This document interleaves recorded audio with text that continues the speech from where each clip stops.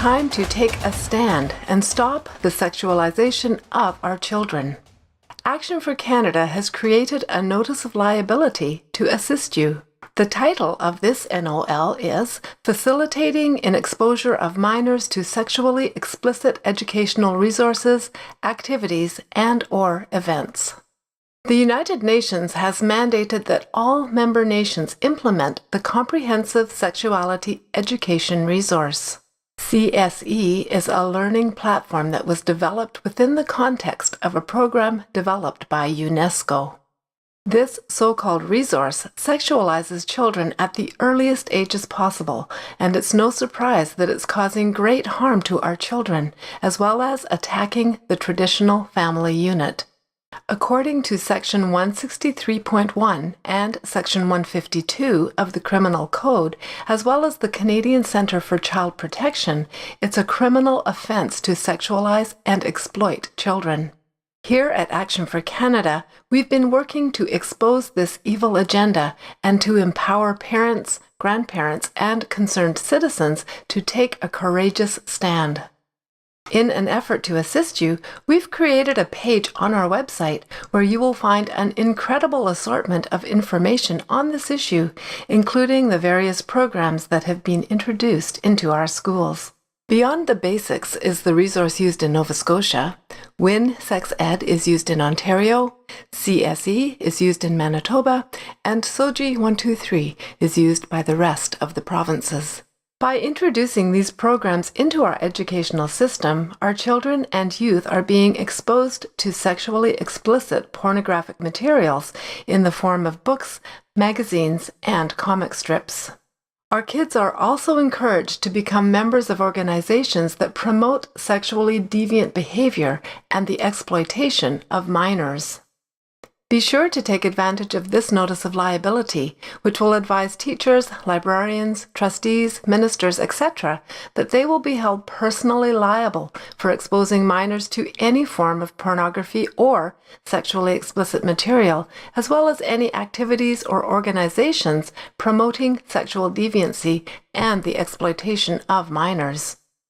By using this valuable NOL, you have the ability to demand that the CSE learning resources be immediately and completely removed from libraries and the education system. That all of the books listed, including titles by the same authors, be immediately removed, and that all educational facilities, including libraries, cease and desist promotion of any and all activities, including performers and clubs that exploit our innocent, impressionable, and vulnerable children and youth. Knowing is not enough. You must take action. Here are some powerful actions you can take to protect our youth, no matter your age or station in life. Pull your children out of public schools and universities. Run, facilitate, join, or help with a homeschool group. Get involved in writing letters and serving notices of liability. Run for office as a school board trustee, mayor, or city councillor. Connect with an Action for Canada chapter near you. We cannot ignore this message. Our children and youth are being subjected to twisted ideologies using social justice as a means to indoctrinate and groom them, and we must protect them. Thank you for taking a stand to protect kids. If you like what we're doing at Action for Canada, please consider making a donation to support our ongoing work. And be sure to join a chapter near you. God bless you, and God bless Canada.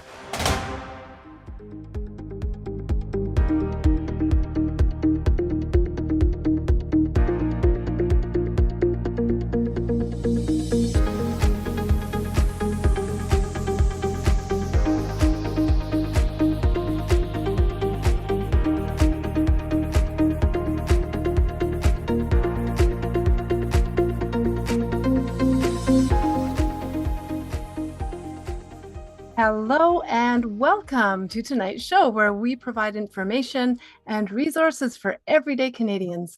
We're so thankful you can join us. Our guest speaker this evening is Michelle Stirling, and the title of tonight's show is Land Grabs, Connecting UNDRIP and Palestine. It's September 17th, 2025, and this is the Empower Hour. Action for Canada is a national movement reaching out to millions of Canadians and uniting our voices in opposition to the destructive policies tearing at the fabric of our nation. Through call to action campaigns, we educate, equip, mobilize, and empower citizens to take action. We are committed to protecting faith, family, and freedom. A reminder that next Wednesday, September 24th, is the annual See You at the Poll prayer campaign. This is a student-initiated, student-organized, and student-led event where students of all ages meet at their school flagpole to pray for their friends, families, teachers, school, and nation. Be sure to head over to the Action for Canada website for more information. Coming up on the October 8th Empower Hour, we'll be featuring a special nationwide viewing of the documentary Dying to Live, the October 7th Massacre. This exclusive screening will reveal the truth of what happened on October 7th, 2023, a barbaric act of terror against unarmed, innocent civilians and the beginning of a broader war waged against not only Israel, but on Western Christian nations everywhere. If you're a church member, we urge you to speak with your pastor and encourage him to host a viewing of this powerful documentary so the events of October 7th are not forgotten. Be sure to mark your calendars for October 8th, 2025 for this very important Empower Hour. If you're joining us for the very first time, it's my pleasure to introduce you to Tanya, the founder and leader of Action for Canada. Tanya has a powerful focus on faith, family, and freedom, and she and the Action for Canada team are always hard at work, bringing awareness to the many critical issues facing our nation. Tonight, I'd like to give a great big thank you and much love to Tanya and the team that stands behind her for all the hard work they do. Hello, Tanya. Hi, Heather, and thank you for that. Boy, this is going to be a fantastic show tonight. I am so looking forward to having Michelle Stirling on. She always gives such incredible presentations, and it is on a topic that I would consider, I bet you have nearly 100% of Canadians aren't thinking about and don't understand the threat that's associated between and the connection between UNDRIP and Palestine and the push for a Palestinian state. But first, before we get to Michelle, I would like to just make a special statement. A week ago, was the death and assassination of Charlie Kirk, and it's been an interesting week as we've seen this unfold. And so, like I say, I have a statement that I'd like to make. The assassination of Charlie Cook, I'm going to start again. I'm sorry. The assassination of Charlie Kirk has struck a heavy blow to believers and non-believers alike around the world. A beloved brother in Christ, husband, father, and warrior has fallen. Yet, as our Lord said, unless a kernel of wheat falls to the ground and dies, it remains only a single seed. But if it dies, it produces many seeds. Charlie's death will not silence the truth. Rather, it has ignited it, amplified it, and is carrying it forward. Charlie, the founder and president of Turning Point USA, lived with a singular compass, Jesus Christ and His Word. He laid down his life daily for his family, for his country, and for the kingdom of God. He showed us what courage looks like, what sacrifice demands, and what it means to be a man of integrity. The result of his tragic passing is not the end, but the dawn of a new era. The stronghold of evil is breaking, and light is overcoming the darkness. The baton has been passed to run with endurance the race that has been set before us. But especially to the men, the bar has been set. Rise up.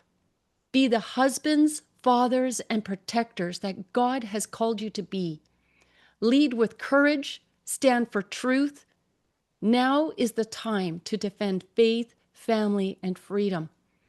Let us honor Charlie not only by attending memorials, but by carrying forward the mission he began to stand unashamed for Christ, to lead lives of integrity, and to call this generation back to God. Charlie has received his crown and heard the words, "Well done, good and faithful servant." Now it is our turn to continue carrying the banner. What the enemy meant for harm, God will use for his glory. Let us rise, unashamed, unafraid, and unstoppable. I want to encourage all of our members and our viewers right now to join an Action for Canada chapter or volunteer to be a leader and become actively involved in your community. Also know who you're voting for in upcoming elections at all levels of government and where they stand on critical issues. Together we can win this battle. God bless you, and God bless Canada. Heather, would you now please introduce our guest? Thank you, Tanya, and thank you for that beautiful tribute to Charlie Kirk. It's such a pleasure to welcome return guest Michelle Stirling to tonight's show. Michelle is a career counselor, author, researcher, columnist, blogger, filmmaker, and television producer. Tonight, she's joining us to expose the psychological manipulation driving UNDRIP and BC's illegal DRIPA. And she'll reveal how Canadians are unwittingly surrendering their rights, freedoms, and property under the false banners of colonialism, genocide, stolen land, and white supremacy. If you haven't had the opportunity to watch Michelle's documentary video, The Bitter Roots of Sugarcane, we recommend you do so.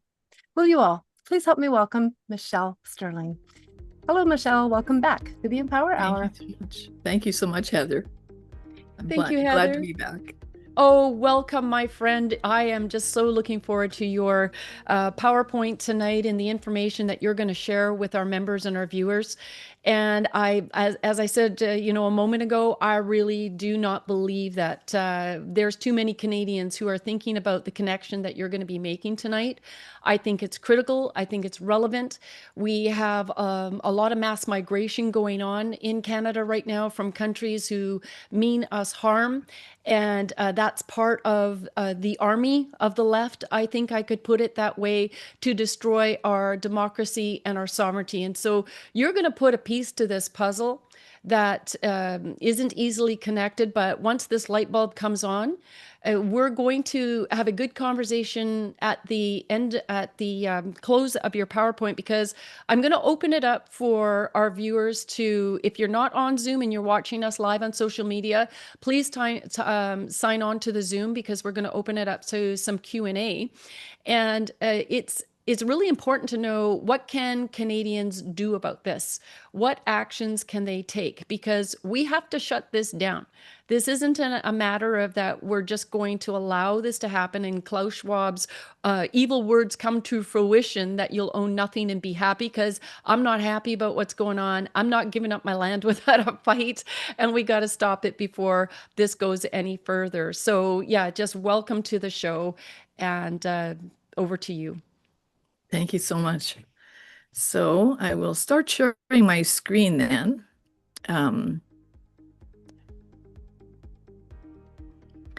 Now, the topic tonight is land grabs, connecting UNDRIP and Palestine. And as Tanya said, a lot of people have not made this connection, and they probably haven't even thought about it. Maybe people have not seen this kind of logo out there, land back from Turtle Island to Palestine. What does that mean? Well, we have to be on our toes these days, because there was actually a hostage taking in Canada just a few days ago in Montreal. You might not think of it as a hostage taking, but it was. A bike lock was used to lock protesters and clients and police in at the Indigo store. And as John Fraser points out, this is an act of terrorism. So, people could get hurt if there was a sudden stampede to leave. Let's say somebody let off a flare in there or something, could have been critical. And here are the police inside, standing by. as the protesters mobbed the store. So you have to wonder what's going on. Oh, Canada, what is going on? Why are the police not intervening? And what is Turtle Island? Well, it is a creation story, just as all of us, all faiths, all peoples have various creation stories. This one was popularized by beat poet Gary Snyder in the 1970s. Snyder, of course, is German, Scottish, Irish, and English ancestry, nothing to do with Native people. But the myth is, generally speaking, that Sky Woman fell from the sky. The birds carried her up so that she had a soft landing on the back of the turtle, and the turtle lifted up everyone. Some stories say that a muskrat was sent down to bring up Earth. The muskrat died on the way up, but the Earth arrived and magically the land was formed. So if you read about it, you'll see there are, themes very similar to Noah's Ark and Garden of Eden, all intertwined. So that's the concept of Turtle Island. There's also many people I've heard in discussion saying that Native people knew that North America looked like the back of a turtle before there were satellites. Take that as you will. So this is from Snyder's Turtle Island poetry collection, which is available on a PDF online if you want to read it. Turtle Island, the old new name for the continent.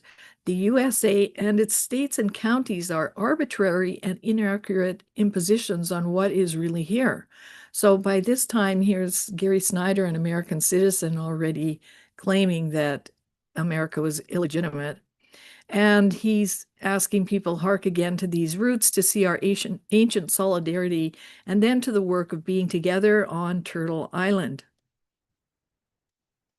But strange geopolitics have come to Canada, and why?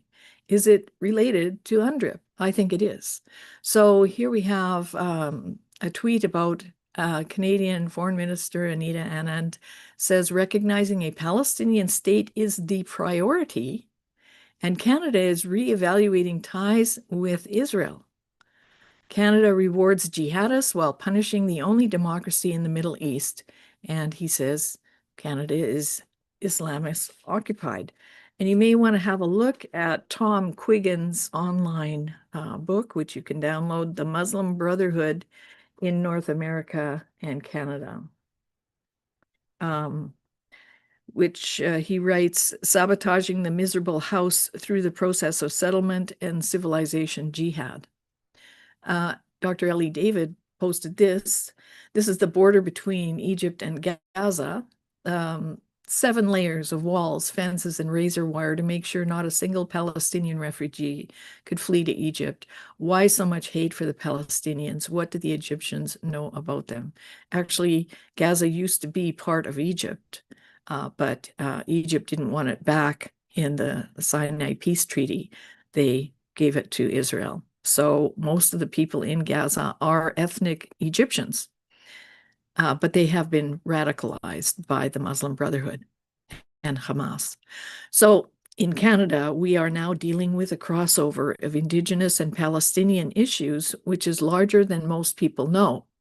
And you can see the Mohawk Warriors flag along with Palestinian flag. If you go online and you just Google from Turtle Island to Palestine, you'll see there are dozens and dozens of articles and images. So what is UNDRIP doing connected to this? Well, UNDRIP faced pushback in Canada. It wasn't easily adopted. So back in December of 2020, 6 provinces were objecting to UNDRIP. They didn't know what did consent mean. Is this a retroactive act? What does free and prior informed consent mean? How will this affect land rights? There were lots of questions. Even by April, there was still pushback, now also from First Nations groups. And again, you see here the Mohawk Warrior flags. remember Oka. Maybe some people don't remember, but there was an armed conflict in Canada between the Mohawk Nation at Oka and the Canadian military back in the 1990s over a golf course and land that was said to be sacred burial ground. But suddenly, May 27th, 2021, all of the pushback against UNDRIP went away when this catastrophic claim was made. And on that day, Canada went from being an internationally recognized peacemaker to a global pariah. And that happened pretty much overnight. So what's going on? Well, it looks like it's ideological subversion. And this is Yuri Bezmenov. He was a KGB agent who sought asylum in the West. And this is a very interesting interview. There's a longer interview with him, but this is good enough. You'll get the gist, and I've put the gist here. So to change the perception of reality to such an extent that despite an abundance of information, no one is able to come to sensible conclusions in the interests of defending themselves, their families, their communities, and their country. So the first step is demoralization.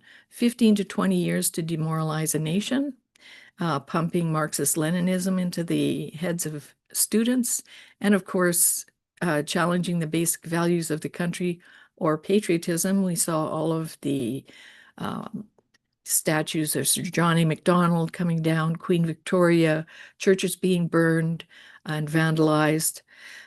And the thing is, once demoralized, exposure to true information does not matter anymore. A person who is demoralized is unable to assess true information.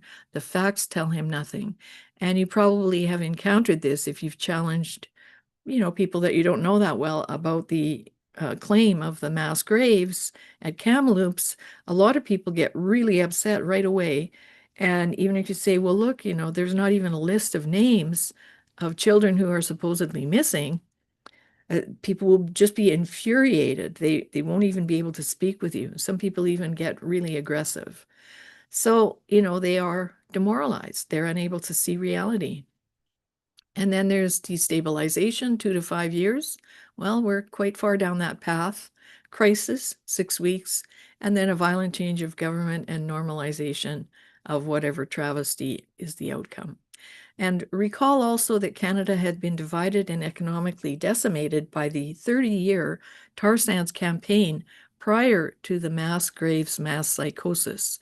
So climate action ENGOs had adopted Indigenous causes and vice versa.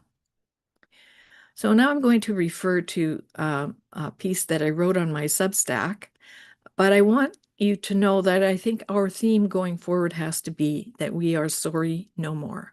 Because if you feel guilty, you will be guilted into giving up your rights. If you feel sorry for things that you didn't do, but you think that someone else did, like the phantom genocide that is promoted in Canada related to truth and reconciliation, if you feel guilty about that, then you will give up your rights and you won't be willing to fight for them. So how are events in the Middle East connected to Canada?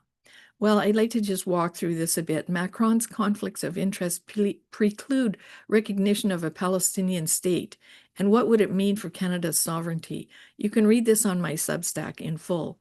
But the point here is that on October 11th, 2023, Macron, the president of France, and Total Energies made two 27-year contracts with Qatar for LNG. So first of all, that makes him a climate hypocrite, but it also, compromises him. It's a conflict of interest. And Drew Godefridi, who is a Belgian jurist and author, he's written a number of articles about how Qatar has totally compromised France. And this is what the gist of the matter is for us. From Turtle Island to Palestine is a land back movement. This petition was published on October the 26th, 2023. This is just like 19 days after October 7th.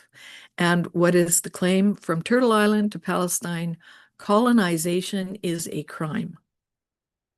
So a huge majority of Indigenous people side with the Palestinians, even though the Israelis are actually the Indigenous people. The Jews are the Indigenous people of that region. And what does this mean for Canada? Well, on December, this is Chief Cindy Woodhouse Nepanak. She is the newly elected chief of the Assembly of First Nations. And upon her election, she said to Canada and Canadians, we need your support. You have to work with First Nations people in a good way. We are here in a good way. At the same time, there's a point where if you don't listen to our people, you don't listen to our chiefs, you don't answer them, then there's problems. And so to Canada, we are coming for you. That sounds like a threat. And on December the 7th, the day she was elected, this resolution was passed by the Assembly of First Nations. It was moved by Wilton Littlechild, who was one of the commissioners of the Truth and Reconciliation Commission.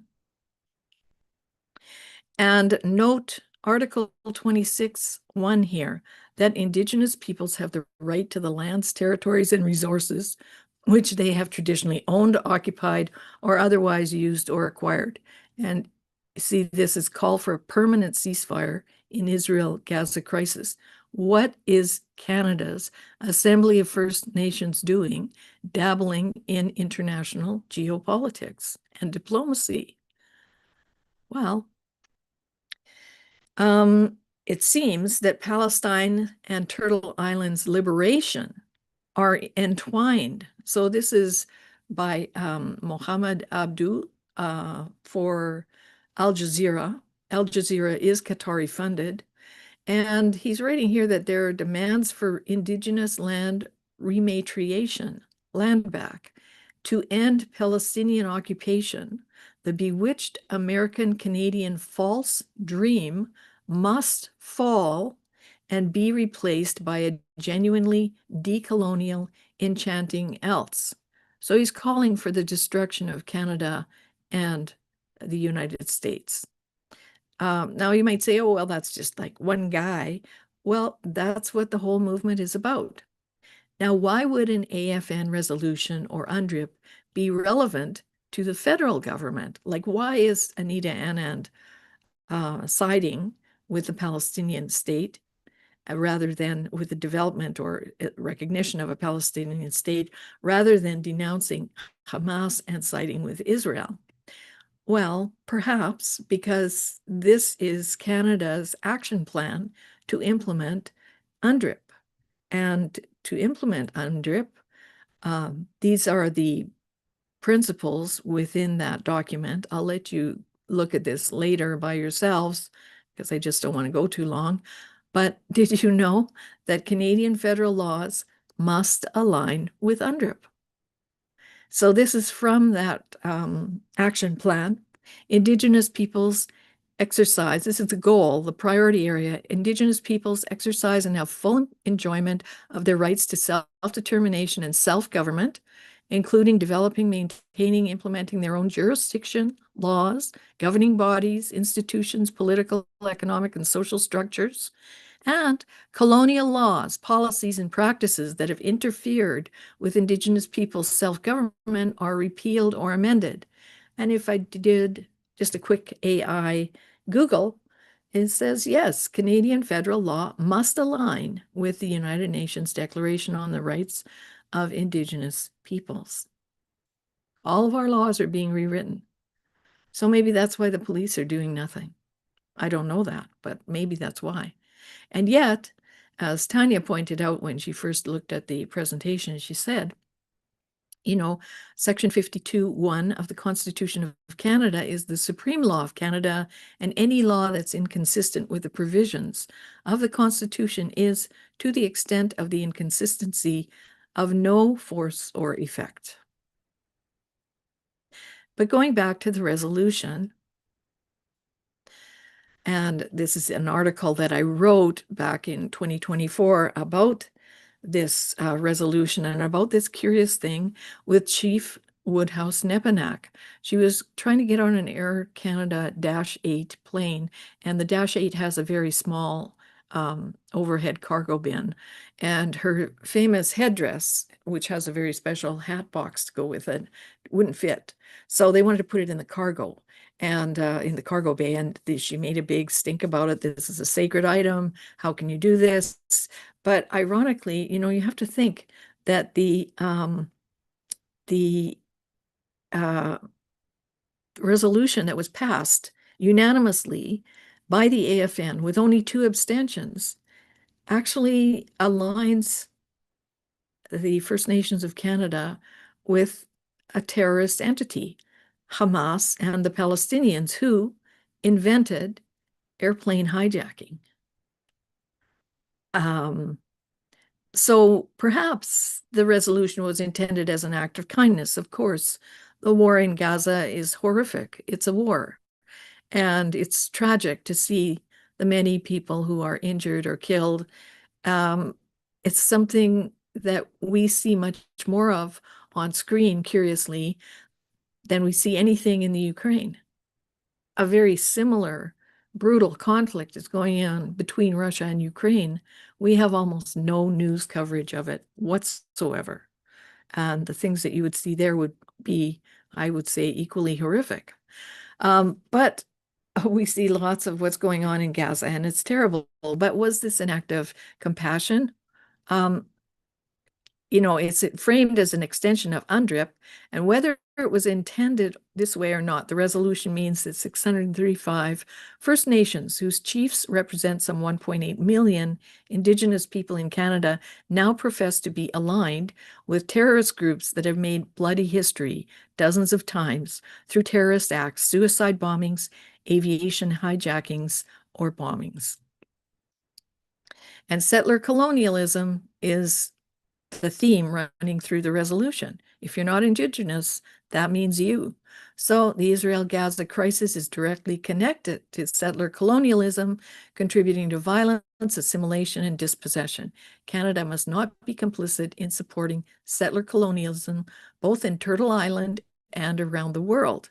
So now they've elevated themselves to some kind of like global entity.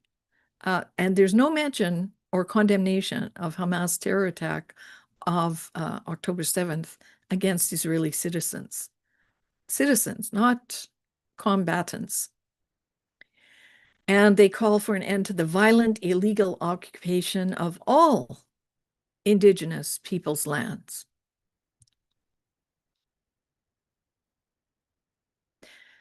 So look what you're funding. You're funding this. So according to the AFN's financial statements, their revenues totaled $52 million. Government funds totaled $48 million, or 91.7% of total revenues. So your tax dollars are being used by an organization that is sympathetically aligning itself with a terrorist group defined as such by the Canadian government. And on that same list are a number of other Palestinian terror groups. And this whole thing only seems to have been covered by Jeremy Apple in his The Orchard Substack. I never saw anything about it in mainstream media. And Hamas is a listed terror group. You can find that at the Public Safety Canada site. So the declaration of a Palestinian state, Drew Godofridi, who I mentioned earlier, he sees this as an act of diplomatic terrorism, that France is recognizing an imaginary Palestinian state. Under international law, particularly Article 1 of the 1933 Montevideo Convention, the criteria for statehood is permanent population, a defined territory, an effective government, and the capacity to engage in relations with other states. So in a way, through the AFN, they are establishing themselves as an organization that engages with other states, and yet neither of the 2 Palestinian political entities, that would be the West Bank, where Mahmoud Abbas is the leader, or Gaza, where Hamas is the leader, is the elected government. Neither of those political entities meet these criteria. and neither do any of the First Nations in Canada. But I suspect that their goal is the recognition of a Palestinian state to uplift their claims as First Nations with independent governance, as we've seen prior, in alignment with UNDRIP. So the land back movement is based on a claim of genocide and reparations, and of course also climate change. You can read more about that in this.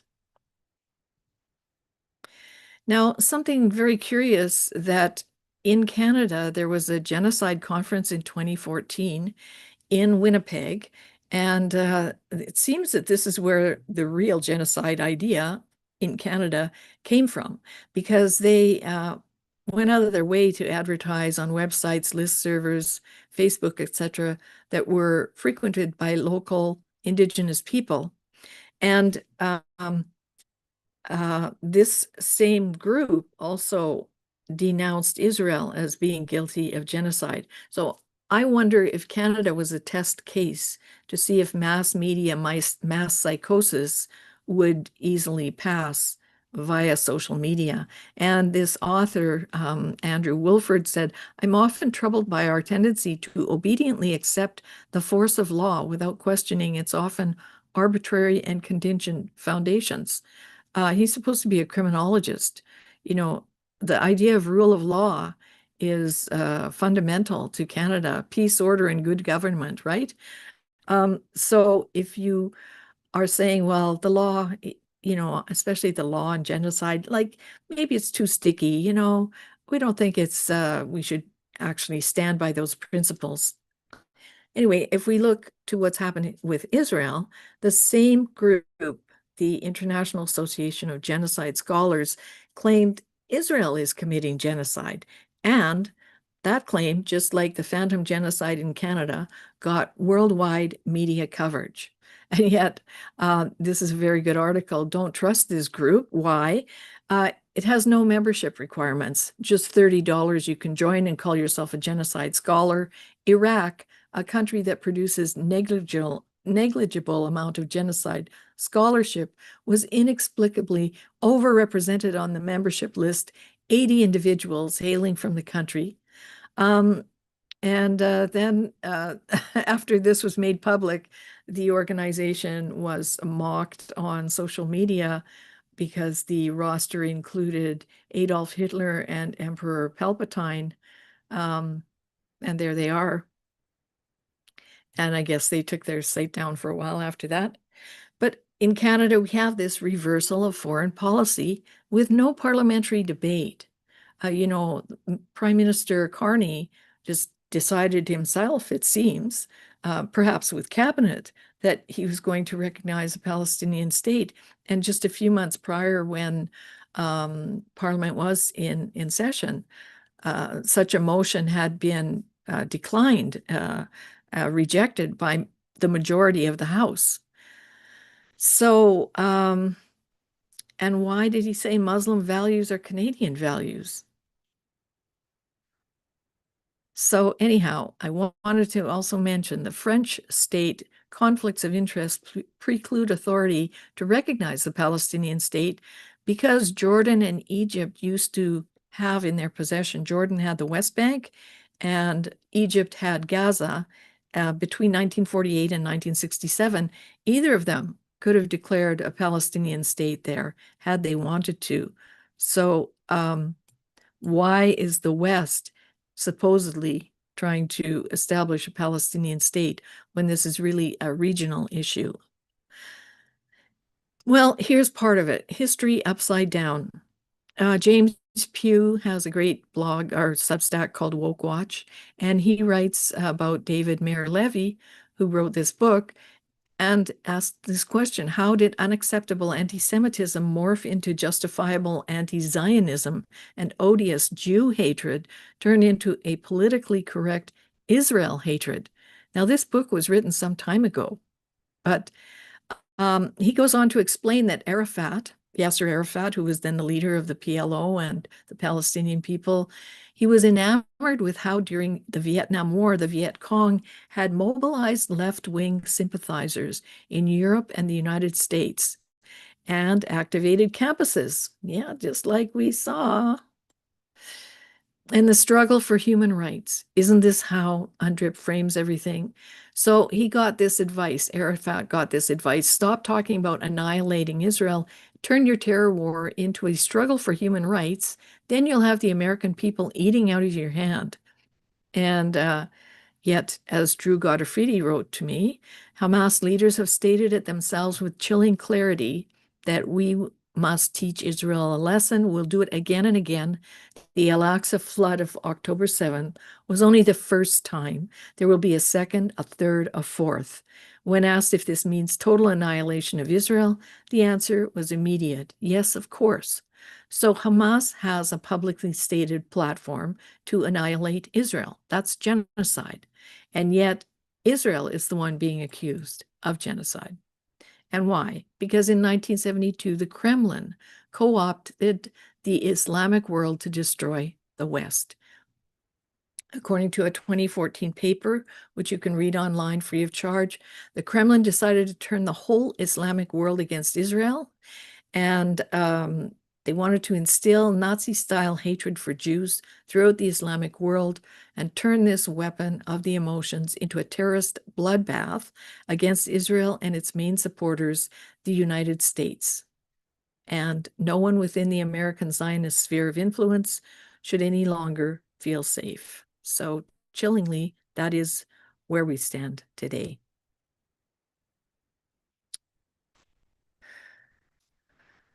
Now, the UN is an unelected body, and so we should consider Canadian law on treason. Land back from Palestine to Turtle Island.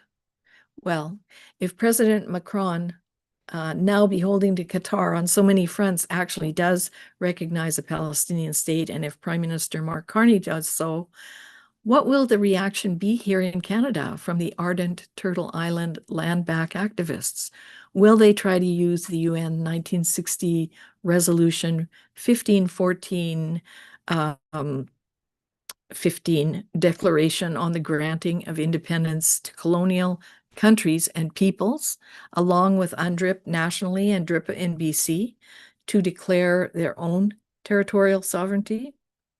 I don't know, but I think they might. So this is the resolution, granting of independence to colonial countries and people. I'm not going to read all of it. I'll just read these key points. Recognizing that the peoples of the world ardently desire the end of colonialism in all its manifestations, convinced that continued existence of colonialism prevents development of international economic cooperation, affirming that people may, for their own ends, freely dispose of their natural wealth and resources without prejudice or any obligations, and is based on the principle of mutual benefit and international law, not Canadian sovereign law, and welcoming the emergence in recent years of a large number of dependent territories into freedom and independence, and freedom for those which have not yet acquired independence. And part of this then says, immediate steps shall be taken in trust and non-self-governing territories or all other territories which have not yet attained independence to transfer all powers to the people of those territories without any conditions or reservations in accordance with their freely expressed will and desire. Where can this go? If we're aligning all of our laws with UNDRIP, and if they choose to activate this UN 1960s resolution, where might this go? And if there's pushback, what might happen? Well, Native people could shut down Canada. They did it in 2020. Maybe that was a test run. If you remember, in 2020, they shut down Canada for, I don't know, I think about 6 weeks, and almost brought the economy to its knees. And again, you can see here that this is all connected with these ENGOs and promoted by 350 Canada. So what's happened is this has now become, the Gaza conflict has become a global terrorist movement. I mean, why in the last State stage of La Vuelta, one of the world's top cycling races, did this anti-Israel mob storm a bike race just because there was an Israeli team. Well, if we go back to what I said about history upside down, it's that movement has gone global. So in addition to funding the AFN, Canadian taxpayers are also funding Gazans, and most of that money ends up in the hands of Hamas. So Roman Baber does a good job of holding the feet to the fire, and you should support him where you can. Where has our peace, order, and good government gone? UNDRIP has destroyed all three and opened the door to chaos and terror. And this is from the Constitution Act, that the Senate and House of Commons make laws for peace, order, and good government of Canada. We have those laws in place. They're not being enforced. And is it because UNDRIP is now taking precedence over Canadian law? That's my question. And again, my statement is we must be sorry no more. Now, I just want to also mention that I do empathize deeply with the sense of loss that the Indigenous community has. I believe they are suffering deeply from ambiguous losses. I just saw an article today that in Alberta alone, the Indigenous community has a drop in life expectancy of 7 years over that of non-Indigenous people. 7-year drop in life expectancy. That's mostly due to the opioid crisis. But imagine the burden of grief on that community. And so when people are in trouble, they always look for a scapegoat. So when the world's in trouble, the scapegoat is the Jews and now Israel. When individuals are in trouble in the Indigenous community, the easy, common scapegoat is Indian residential schools and the claim of mass graves. There are graves and there are mass graves, and there are children who did die at Indian residential schools, not in the numbers that we're told, and there wasn't a genocide. But this is the scapegoat that serves the purposes of people who are deeply suffering the loss of many loved ones. And I blame the media for that because the media has driven the phantom genocide mass psychosis, and they have not been good reporters. And now they continue to drive the claims of genocide against Israel in a very similar way. So I see these things as connected, and I believe that UNDRIP is probably the element behind the strange resistance to cracking down on all of these street campaigns that are now pro-Hamas. They can't be called pro-Palestinian anymore. They're definitely pro-Hamas. Anyway, that is my presentation. You can download these from my blog. These are both on my blog. You can read my Substack or my Medium page. There's lots of stuff related to this. And I thank you for listening. Well, thank you, Michelle. That was spectacular. And you've done an incredible job of connecting the dots.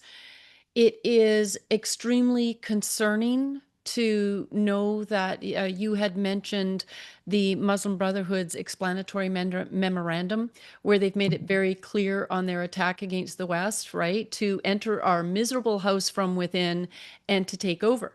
So all of these Muslims are getting into positions of government so that they can push their foreign policies and implement here Sharia law and other things that are very concerning.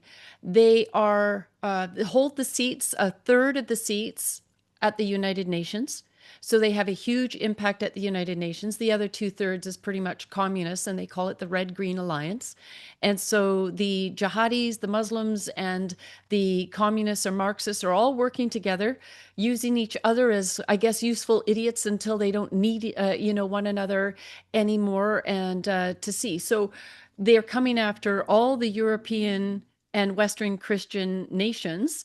And as you say, we don't deny that there was suffering amongst the Indians, but it is a part of life. And on the show, I've done the comparisons before to my mom coming through the war, having her house completely bombed. It was tragic. War is tragic. But the difference is that when the Europeans came in, they came in peacefully. They were making treaties into a land and a country where there was over 640 tribes that were all infighting. They'd never create a nation. They weren't first. They're not First Nations. They're not Indigenous. According to the Indian Act, they're Indian. And, we need to stop using the other side's language and put a perspective in all of this.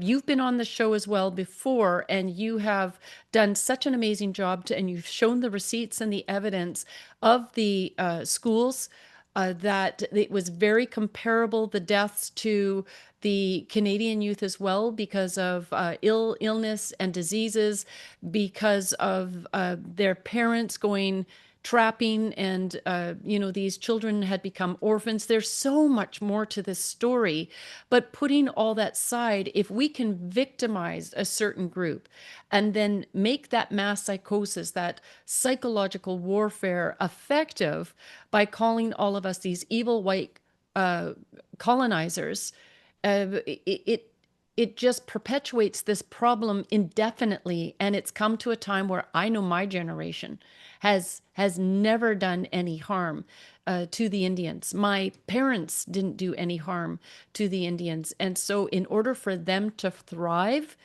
in order for everyone to thrive and be treated equally in Canada, I 100% agree with you.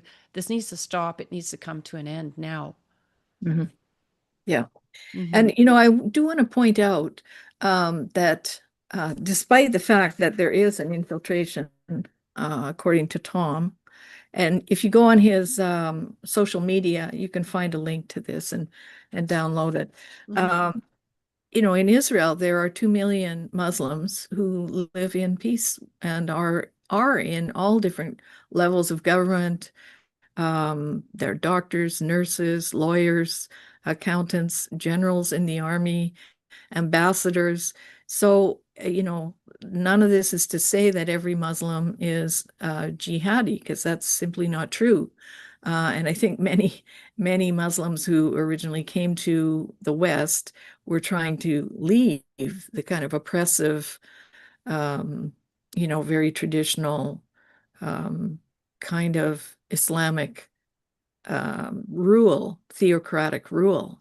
And they came looking for a freer life. Mm-hmm. And it's very difficult. You see, if you're a Muslim, if you leave the faith, they'll kill you. So, it's not like Christianity. Some people leave the faith. They, some denominations, term you a heretic, or they excommunicate you, or you can no longer participate in certain rituals, but they don't kill you. Mm-hmm. And, if you're a Jew and you become a secular Jew, you're still considered to be a Jew. And of course, the Orthodox community would prefer that you would come back and, be more observant, but they're not going to kill you. It's just, so that's a big difference. And so that's why there are very few Muslim apostates. There's one fellow named Dan Bermawi, and he has a book coming out just around the time of the anniversary of October 7th. And he was a Muslim. He converted to Christianity. He lives in the States. There's also Mossab. Let me just get his book and show that to me. Okay, well, while Michelle is finding the book, it's I found it. Oh, you got it? Okay.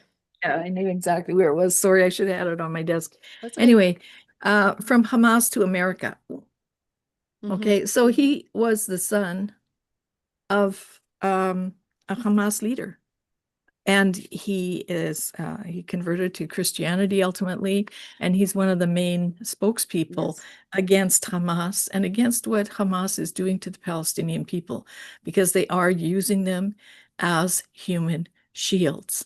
They are preventing Palestinians from evacuating areas that are under conflict, and they they don't care, and if they think somebody is a collaborator with Israel, I mean, even if there's no proof, because they don't put anybody through a trial or anything, if they think that you're a collaborator, they horribly torture their own people, tie them up and whip them with electrical cables, tie them up and break their legs with iron bars. Terrible, terrible, And horrible murder them. things. Well, it's interesting, Michelle, because we're having quite a shift around the world and recognizing that Islam actually isn't a religion. They've been coming under the guise of religion so that they could infiltrate the West, but it is a political military system, and that it's all encompassing to every single part of your life. And everywhere that the so-called moderate Muslim goes, the radicals follow, and they have the money, the power, and the will to destroy and to seek and destroy, and they destroy everything in their path. And they want world dominance, and so they have become a global threat. Yeah. And if you talk to people that specialize in Islam and the teachings of it, they will tell you that the majority of their Quran and Hadith and other teachings are about the non-believer and how to destroy us, how to kill us, how not only the Jews, they're coming after the Christians and any other non-believer. So there's really quite a shift that when we talk about the moderate Muslim, there is no such thing as a moderate Muslim. There's a disobedient Muslim that isn't either has I met a fella. He actually did some work here for me. I've known him for years, but I didn't know that he was Muslim because he says I'm not a practicing Muslim. So we started talking about faith, and I started explaining Christianity, and this was like 2 weeks ago, and he actually gave his life to the Lord. And he is just like, I've been questioning things, and I've been interested in reading the Bible. And once I could say, look at the man Muhammad and see the life that he led. It was death and destruction, rape, pillaging, just murder, everything that it is founded on. And I says, then look at who Christians follow. Look at Jesus. And I says, compare the two, and that everything about Islam came 600 years after Jesus Christ. Muhammad came 600 years after Jesus Christ, and they basically took from the word of God and have deceived billions of people. And so this is really it's very disturbing to see now and understand the emphasis by the United Nations on being so aggressive in getting so-called Palestine. It's not a state. It's land that is within Israel. There's no such thing as really Palestinians. They're Israelis because they're living in Israel. They're citizens of Israel, and Well, Israel those has who live within Israel, yes. right, Like the but Muslims who live within Israel, yes. yes, but the so-called Palestinian land is still within Israel. It's not separate from that. And I learned that when they were wanting to ship all these Palestinians, Trudeau was like, he was just saying that he was going to bring 5,000 Palestinians into Canada.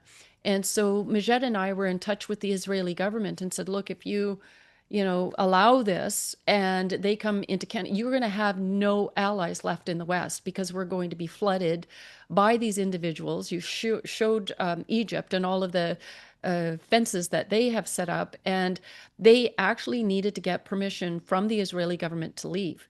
The ones that had been coming into Canada had been smuggled into surrounding countries and then made their way into Canada. So it Mhm. was an education for me. But my point in saying that, as far as colonizers and all of this, isn't it interesting that the United Nations, a third Sharia compliant, have absolutely no objective that the countries that the Muslims came in and stole from Christians, there Right. is no say about them being colonizers and coming in, raping and pillaging and taking all of those lands. It is only Western Christian nations are the target. And it's very concerning to see how the natives, the Indians in Canada are being used as pawns because they feel like they're going to get something out of it, but they're Land back. not. They They're, they, think they're going to get land back. They think that this is their ticket to establish a precedent for their own claims for land back. Uh, Mhm. and And the twisted analogy, if you like, for both uh, the Palestinian state establishment and say First Nations who want to establish their own states or get land back is this idea that Israel was established because of the genocide, the Holocaust, and that's simply not true. But that's the analogy that's being played out and that works emotionally on the general public. And of course, the public want to see the pain and suffering stop. Of course, everybody wants to see that stop, except Hamas. They love it. And Well, so and the majority of the Palestinians as well. I mean, a poll was done from within their own community right after October 7th, 2023, and the majority of Palestinians themselves celebrate it. And still to this day, look at what's going on in our streets. And well, so, mhm, I would say, there used to be a huge number of Palestinians, both from the West Bank and Gaza, who worked in Israel. And they made more money in a day than most people in Egypt make in a month.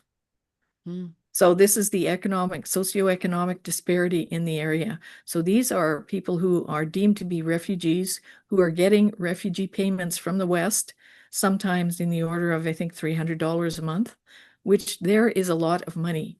And if you are in an Egyptian working, you maybe make, I don't know, like $120 a month, mhm, $200 a month. And this is what a Palestinian could make in Israel in a day doing trades and so Israel, I think before 67, there were something like 300,000 Palestinians who worked in Israel, and many of them worked in sort of high trust positions. Most of them worked in construction, but there were some who worked in restauranteering, and some stayed overnight in Israel. It was forbidden, but they did, and then they go back home on the weekend. Israelis used to travel into the West Bank and go shopping at their little shooks and looking for the best hummus. So it wasn't a perfect relationship, but it was nothing like what the violence has turned into now. And it's mhm, because of the radicalization, as I mentioned, the Kremlin plan to radicalize the Islamic world against Israel mhm. and destroy the West ultimately.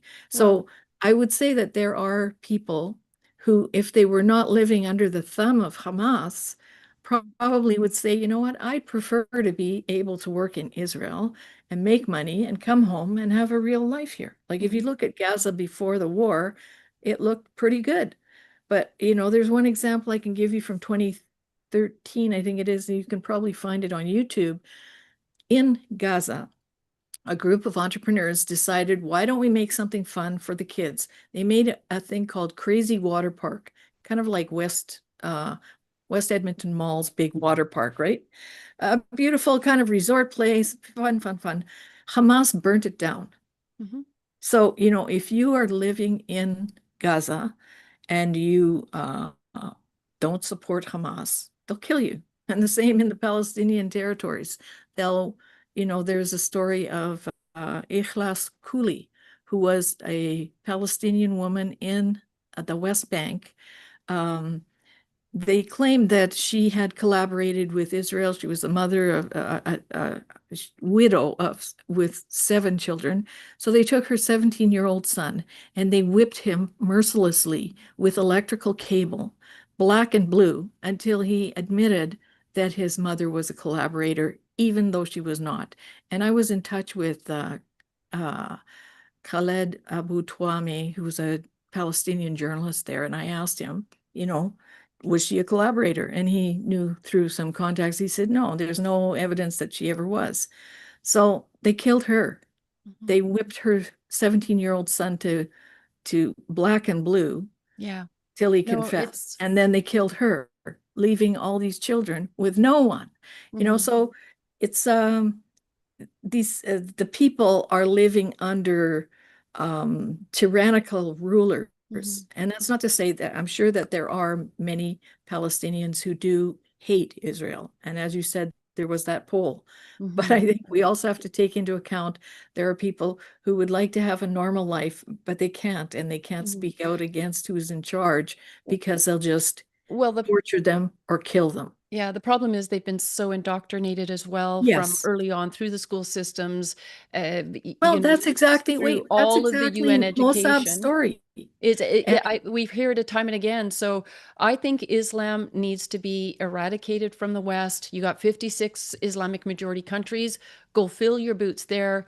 Violence follows them everywhere they go. The Quran and Hadiths are filled with annihilating the unbelievers, and we got to take that seriously. And yes. it's no coincidence that this is not a religion of peace. That is a mockery of all kinds of peace. And I think that we have had enough through the Muslim Brotherhood's explanatory memorandum. They've said what their plan is to infiltrate, get into positions of government without firing a shot, take Mhm. over. They're pushing Sharia law in Canada at all levels. Alberta is a hotbed for it, actually, and we're addressing that. And of course, there's a lot of money coming in from Qatar and other places that Mhm. is funding this because their objective is world dominance. Now, with the Indians as well, this is highly funded. You can imagine from George Soros and others who have an invested interest in getting a hold of our natural resources Mhm. and controlling including our water. Right now, the land grabs are anywhere where there is uh, a water resources, whether it's by the ocean, ports, Mhm. rivers, lakes, and so we've got to take it very seriously. So a couple of questions before we end. What would you say Canadians should be looking for in their own communities with the regarding the land grabs? Where should they be going to city council meetings? Because that's where I see a lot of this is happening. Should they be discussing it with their MLAs? There are these secret deals that are going on. BC particularly is a template for the rest of the country. We're finding these land grabs are happening with chiefs in secret meetings. Money is passing hands. It is really scary. I just met with a, from what do you call it? An Indian band member in the UBC, University of British Columbia area, and there is a massive land grab going on behind the scenes, and there are big developers that are involved in it as well. These developers are tied to China. I mean, the circle of corruption here is about Mhm. money. And you mentioned treason. I do believe that there's a lot of people that are facilitating foreigners, such as China being wrapped into the development, the UNDRIP, the Muslims. It is concerning. So, what would you recommend? Well, first of all, inform yourself. And secondly, I think that it has to be dealt with at a national level. I think that MPs have to be involved. And, with respect to BC, unfortunately, there were no treaties made in BC as there were in the most of the rest of the country. So, you know, as I understand it, there's something like 235 bands in BC claiming 135% of the land, like they all have overlapping claims. Mhm. And the critical issue was the recent decision, Cowichan, I think it was, where now personal property rights are in question. And until that's resolved one way or the other, then a lot of economic issues in British Columbia will get stalled out because nobody wants to put their money into a province where it's not sure that whatever thing you build or do may not have any legal standing Yeah. because somebody Well, shows up and says, "Hi, we're bus- doing this." yeah, businesses don't want to even, get started in British Columbia because of this as well. There was a lot of businesses that were on the property in Richmond, Annacis Island area that were part of that deal. It is Mhm. illegal. Judge Giesbrecht has written an amazing article recently on what's going on in Manitoba because it's happening in every province. Mhm. And there are documents that need to be seen, but he was particularly in the article talking about how they're closing down parks and saying, this is Crown land. Right. It is 100% illegal, he said, to shut down land. And he has said for his own property that he's worked hard for, he says, nobody's coming to illegally take my land. And I think all Canadians need to embrace this. You don't need to be victimized in this. You, as Michelle said, you need to get educated and you need to start doing freedom of informations. This other member of this band, he is doing them in regards to what's going on even in Vancouver. And it's Mhm. amazing what you will come up with. And we're going to need this. I mean, this is a 911, my Yeah, Canadian friends, that you really yeah. need to get involved. Don't rely on Action for Canada. Don't rely on Michelle to be the only ones that are on the front line. Every single community should have an Action for Canada chapter in it. You should all be going to every single city council meeting. You should be going in groups to your MLAs and MPPs, and you should be meeting with your MPs and demanding a restoration of our laws. Constitution Section 52(1) says if any, abbreviated, any law in legislation is in violation of our Constitution, it's of no force or effect. I'm going to send out a special email. I'm asking anybody that hasn't joined Action for Canada and getting our emails, I'm going to ask you, please go on to Action for Canada and do that, because this has been a 3-week series. We had David Lindsay on, and he taught us about 100% what our land rights are, going back to our Constitution and other founding documents, such as the Coronation Oath. They don't have a right to do this, zero right. And we need to move forward with court actions. Action for Canada is working on that, so please financially support us as well. And then we had Dallas Brody on last week, an MLA in BC, who is standing in Parliament and fighting this. Now, can you imagine if there was 7 dozen more MLAs that were standing in Parliament who understood that these treaties need to be torn up and this needs to be rescinded? That's what we need to focus on going into elections. There's Alberta elections going on right now. Do you know where your elected officials, who you're going to vote for, stands on this issue? This is critical. This is a 911 call.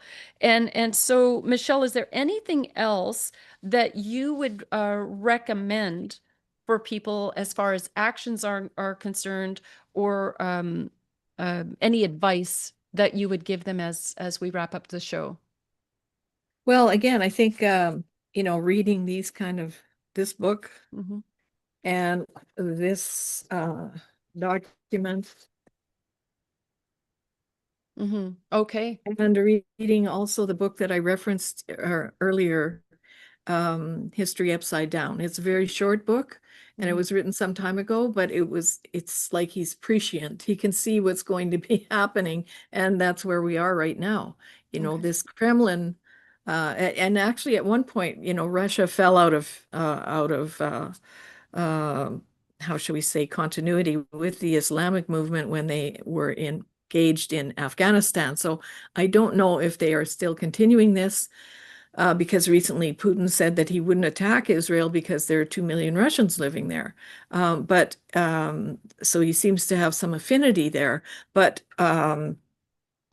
it seems like this Soviet era KGB plan simply took off on its own.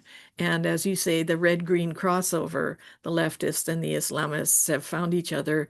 And one day, the leftists will be lined up against the wall and Hmm. taken out Hmm. as useful idiots that they are. Yeah. So anyway, but we do have to stand up and demand that rule of law be implemented in Canada, and the existing rules. We don't need additional rules. We have No. all the rules we need right now to enact them and to stop this street chaos. Hmm. If we don't, Absolutely. it'll turn into, just like George Floyd, BLM riots and everything. It just keeps getting worse. And like I showed you at the beginning, there was a mini hostage taking. Some people might not see it that way, but that's how I see it. Anyway, thank you so much for having me on the show. Yeah, absolutely, Michelle. We'll have you on again. We always love you coming and educating us and our members. And I'm going to ask our members as well, please follow Michelle on Substack. I'm going to bring up a screen I'm going to share in a moment, where you can connect with her and sign up to some of her platforms. I think it's really, really important that you follow her and be well educated. Share Okay. this video with your elected officials. Build a relationship. I don't care if you want to say they're so leftist and NDP. Hold their feet to the fire. you got to say, you know what, and bring in, the sections of the criminal code to say, you're walking a very fine line here. This is treason. You are destroying our democracy. You are facilitating a foreign body that's unelected in destroying us. And this needs to stop from the Global Compact on Migration and 17 Sustainable Development Goals to remove our borders and flood us with people that don't align with our values, to what is going on in using the natives, the Indians, as pawns. I want to see them thrive. And in order to do that, we need to stop the money train. We need to all be treated equally according to the Constitution and the law. And then, you know what, let's look at it in 10 or 20 years. And I think that everybody's going to be very happy with the decision, but it's going to come to getting good people elected into office and participating in the election process and overseeing that as well. So thank you, Michelle, so much. God bless you for the work that you're doing, And and God we'll bless see you you. again. Thank you. Thank you. Okay. Bye. All right, I'm just going to share my screen because I want all you good people to know how to navigate Action for Canada site. One of our best links is under call to action. Go to weekly emails. That will quickly bring you to, the guests that we've had on. If you remember like 3 weeks ago that we had a guest on and you want it, that's a quick way of finding that out, or go to the actual page. So if we're talking on 15-minute cities, click on there, scroll to the bottom of the page, and you'll see all of the guests and Empower Hours and a lot of other great information, notices of liability, and ways that you can take action within your communities. Now, on this particular issue, under current issues, I am recommending that you would, just got to get that to the side, that you would click on UNDRIP, and then it will bring you to this page. And then again, if you click read the in-depth report, we have been building this page for a couple of years. The Canadian Systemic Racism Ruse, Truth and Revelation. And then if you scroll down, you will just see the subjects that pick any one of these and start sending them to your elected officials and ask them to answer for it. Okay, showing the hundreds of billions of dollars. I need to update this because more hundreds of billions of dollars has gone to the Indians, just, taking it from Canadians, robbing us blind. And it's the majority of the chiefs. The Indians themselves aren't seeing this money. And I'm talking to people that are in the bands, and they're saying, Tanya, we actually want these treaties ripped up. We've become wards of the state. We're not benefiting from this. It's doing us harms. The chiefs are corrupt, and now the Indians themselves are accumulating information and putting it together and calling for investigations of their chiefs. So we're really shifting a corner here. And I've always said, you know what, I've got attacked by chiefs and they wanted to shut me down. And when I looked into it, they were the ones signing the treaties. And that would be Chief Kenny Watts down here at the bottom. He looks so, I don't know, he looks a little silly here. But yeah, when I looked into it, him attacking me, that was the reason. This, again, is where you would come and find the excellent work that Michelle has done previously in trying to do this 911 call to say this is one of the areas in Canada that needs a lot of our attention, and just choose any link, build the relationship with your elected officials, and start sending them this information. All right.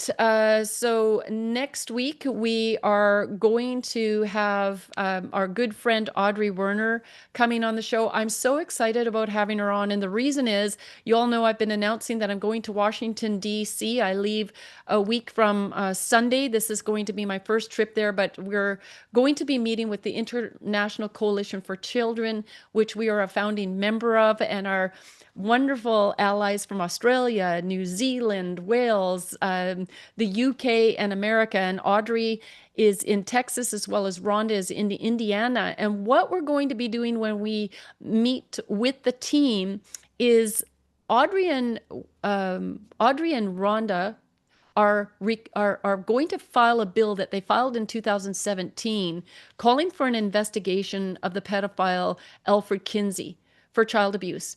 He is the one that is behind the comprehensive sexuality education. He is the one that was made like an honorary member of the United Nations and said, hey, look at your great research on, sexualizing children from birth, on the research saying children are sexual at birth. And so we better train them up on this through sex education in the schools. And Hugh Hefner got involved, and Margaret Sanger from Planned Parenthood, and it has been a downward spiral for our children. So if we can actually get Alfred Kinsey investigated and then him discredited, and his research that he was abusive towards children, he's already dead and gone, but it is important that this investigation take place. So like I say, his research will be discredited and removed from the education system. We want to see kids educated on biology. That is all any teacher should be talking to our children about. The rest needs to be up to the parents, and we need to get this garbage out of the schools. So be sure to join us next week. I'm really excited about that show. And then the following week, we're going to be live in Washington, D.C. with some of these great ladies and the work that they're doing. So please, again, financially support us. We need money to make this trip happen. Hotels, flights. It is critical that Action for Canada be there. We're going to be meeting with some very important individuals in government as well, who are going to assist us in moving these actions forward. So I thank you for that. And next, I want to cover our scripture for tonight. I've got 3 different verses that are very applicable to what's happening in our land. I've said repeatedly from Exodus 23:32 to 33, the Bible says, "You shall make no covenant with them and their gods. They shall not dwell in your land, lest they make you sin against me. For if you serve their gods, it will surely be a snare to you." So the Bible said, when you go into a country, into a nation, don't sign treaties with them, because it will definitely become a hook and a snare for you. The next one, so I believe God is undoing this. I believe he's bringing us to this point so that the Indians themselves will be free and the Canadians will be free as well from this obligation that we've been put under, this chokehold on our finances, on our land, and it's just escalating, right? We need to bring it to a stop.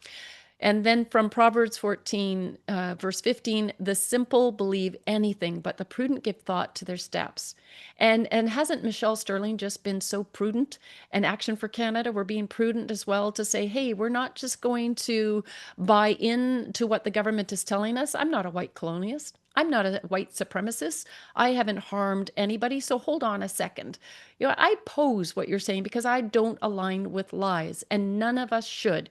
If you feel that there's lies being told, then you need to expose them, and you need to come out very courageously and speak out about it, because the truth shall set us free. And the final verse is from Psalms 33:10 to 12. "The Lord brings the counsel of the nations to nothing. He makes the plans of the peoples of no effect. The counsel of the Lord stands forever, the plans of his heart to all generations. Blessed is the nations whose God is the Lord, the people he has chosen as his own inheritance." And so that's what we want to get back to here. And isn't that what about everything with Charlie Kirk has been about? Is that he was proclaiming the name of the Lord Jesus Christ as Lord and Savior of the nation of America. And that we as a people, you know what, we've tried secularism. It's not going so well in the Islamic countries. There's no freedom in the 56 Islamic majority countries. People live in oppression. They're persecuting and murdering any non-believers, and that doesn't happen in Christian nations. We're seeing it's not working out in North Korea, China, Pakistan. I could go on. It's not working out well in India. And people say, oh, no, India is part of the Commonwealth, and they may make other comments. No. If you look at what's going on with Christians and non-believers in India, it's not going well.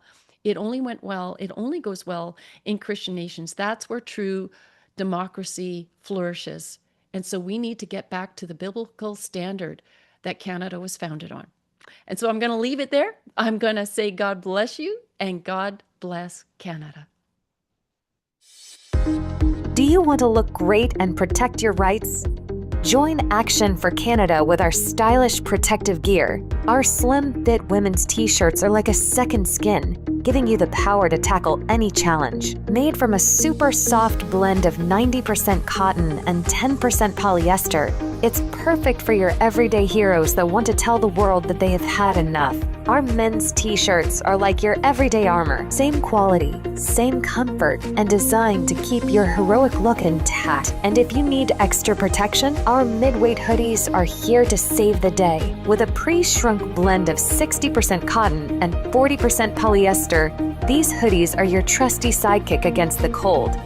Plus, the pouch pocket is perfect for storing snacks because every hero needs their fuel. Deflect negativity with our 11-ounce ceramic mugs. They're dishwasher and microwave safe and perfect for holding your favorite beverage or your morning dose of justice. Our 100% cotton canvas shopping totes with double carry handles and prints on both sides. These totes can carry your groceries and your mission to save the planet. Stay warm and stylish with our form-fitting toques. Perfect for winter adventures. Made from acrylic and polyester, they fit most sizes with an adjustable cuff, keeping your brain warm for all those brilliant ideas. And don't forget our 6-panel structured caps, designed to protect your head from too many UV rays or bad hair days. Every purchase helps support our movement to protect Canadian rights. Visit Action for Canada now and gear up for the fight so together we can protect what matters most and help make a difference.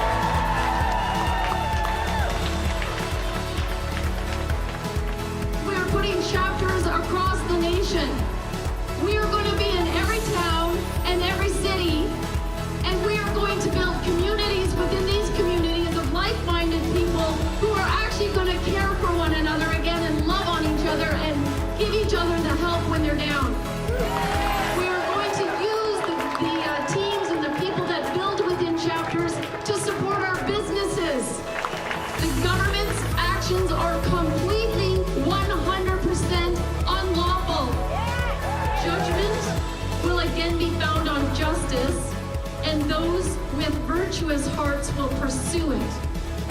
You have a virtuous heart if you are here today pursuing freedom and righteousness. And then verse 23 comes along with a promise. God says he will turn the sins of evil people back on them. He will destroy them for their sins. I take great comfort in that, because I serve a mighty